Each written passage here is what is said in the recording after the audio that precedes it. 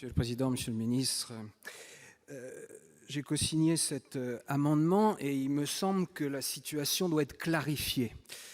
Je suis élu de l'Oise et ma collègue Laurence Rossignol pourra vous confirmer qu'il y a actuellement une épidémie d'arrêtés de fermeture ou de non-ouverture d'écoles dans notre département.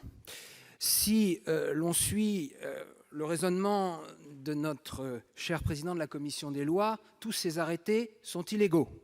C'est ce qu'il nous a fait comprendre hier. Cependant, la législation n'est pas aussi claire que ça. Le fameux article du Code de l'éducation nationale 411-1 ne dit pas clairement que les directeurs d'école ont le pouvoir d'ouvrir ou de fermer les écoles. Il ne le dit pas clairement.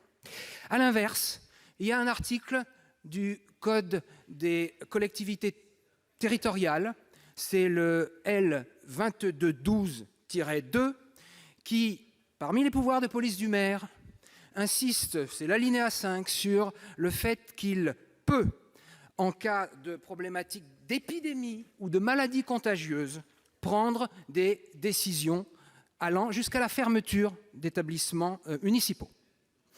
Alors, il me semble que face à cette espèce de flou, voire ces contradictions, cet amendement apporte une précision, une clarification qui sera particulièrement souhaitable et appréciée par de nombreux maires.